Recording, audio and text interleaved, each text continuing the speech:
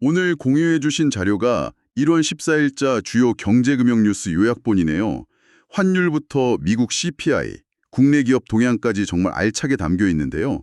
딱 펼쳐보면 숫자랑 사건이 막 너무 많아서 어디서부터 봐야 할지 막막할 수 있는데 저희가 오늘 그 흐름을 제대로 한번 짚어보겠습니다. 네, 맞습니다. 오늘 자료에 담긴 개별 뉴스들은 사실 세 가지 거대한 힘의 결과물로 볼 수 있어요. 세 가지 힘이요? 네, 바로 불안정한 환율, 그리고 지정학적 리스크 같은 글로벌 정치 변수, 마지막으로 주식시장으로의 대규모 자금 이동이죠. 아, 이 세 가지 축을 머릿속에 그려두고 보시면 훨씬 입체적으로 이해가 되실 겁니다. 좋습니다. 그럼 첫 번째 축, 불안정한 환율부터 시작해보죠.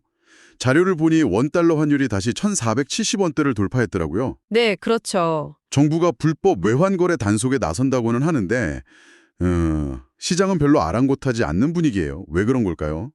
그게 단기적인 처방의 한계 때문이라고 자료는 분석하고 있어요. 한계요. 사실 더 근본적인 문제는 우리가 미국보다 기준금리가 낮고 나랏빚도 계속 늘어나는 그런 구조적인 약점이거든요. 아, 체력 문제군요. 네, 이런 체력 문제가 해결되지 않으니 단속 같은 조치만으로는 시장의 큰 흐름을 바꾸기 어렵다는 거죠.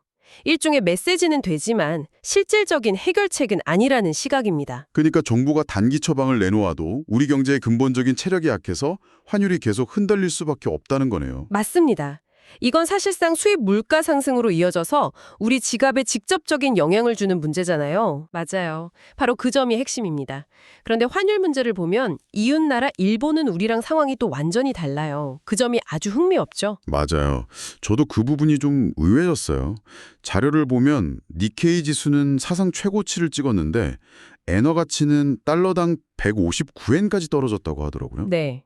보통 증시가 오르면 그 나라 돈 가치도 같이 오를 거라고 생각하는데 일본은 왜 정반대 현상이 나타나는 거죠? 엔저. 즉, 엔화 가치가 낮아지면서 일본 수출 기업들의 가격 경쟁력이 엄청나게 좋아졌기 때문입니다. 아, 수출 기업.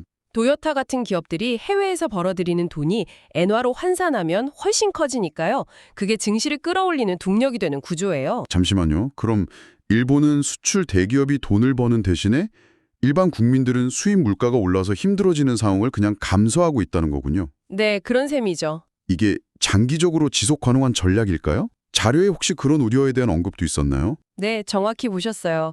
자료에서도 달러당 160엔 선이 중요한 변곡점이 될 거라고 경고합니다. 160엔이요? 그 선을 넘으면 일본 정부도 더는 좌시하기 어려워서 외환 시장에 개입할 가능성이 크고 그게 아시아 전체 금융시장의 변동성을 키울 수 있다는 우려를 담고 있죠. 환율이 이렇게 불안정하고 은행 이자도 별로 매력적이지 않다 보니 사람들이 더 이상 은행에만 돈을 묶어두지 않는 것 같아요. 그렇죠. 마침 자료에 은행 예금이 27조 원이나 줄고 대신 주식 투자를 위한 예탁금은 90조 원에 육박했다는 내용이 딱 나오네요. 이게 바로 오늘 이야기 나눈 두 번째 축, 증시로의 자금 이동의 증거 아닐까요? 맞습니다. 금리 매력이 떨어진 환경에서 돈이 위험 자산으로 흘러 들어가는 아주 자연스러운 현상이죠. 네. 한국거래소가 24시간 주식거래 도입을 추진한다는 뉴스도 같은 맥락에서 볼 수 있습니다. 아, 그것도요? 네. 글로벌 투자자들을 끌어들이려는 의도지만 자료는 투기적 거래가 늘거나 개인 투자자들이 번아웃에 빠질 수 있다는 부작용도 함께 지적하고 있습니다. 24시간 거래라니 생각만 해도 피곤해지네요. 그럼 그 막대한 돈이 구체적으로 어디로 향하고 있는 걸까요? 저는 방산 ETF 수익률이 연초보다 60%를 넘었다는 대목이 가장 인상적이었어요. 이게 바로 세 번째 축인 글로벌 정치 변수가 시장에 미치는 영향을 보여주는 대목입니다. 아, 그렇군요. 전 세계적으로 지정학적 리스크가 계속되니 방위 산업이 구조적으로 성장할 거라는 기대감이 반영된 거죠. 안정적인 정부 예산을 기반으로 하니까요. 방산주 말고도 돈이 몰리는 곳이 또 있었죠. 자료 후반부에 현대차, SK하이닉스, LG이노텍 같은 대기업들의 대규모 투자 이야기가 나오던데요. 네.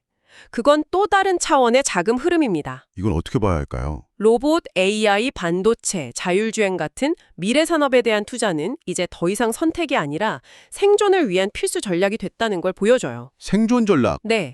당장의 실적보다는 미래의 가치에 베팅하는 돈의 흐름이 이미 시작됐고 시장이 그걸 선제적으로 가격에 반영하고 있다는 분석이죠. 자, 그럼 오늘 분석을 종합해 볼까요? 불안한 환율 때문에 은행에서 빠져나온 돈이 지정학적 리스크와 미래 기술이라는 두 가지 큰 테마를 향해서 주식시장으로 흘러들어가는 거대한 그림이 그려지네요. 네, 그렇습니다. 결국 오늘 자료는 현재 시장이 불안정한 환율, 글로벌 정치 변수, 그리고 증시로의 대규모 자금 이동이라는 이 세 가지 힘의 상호작용 속에서 움직이고 있음을 명확하게 보여줍니다.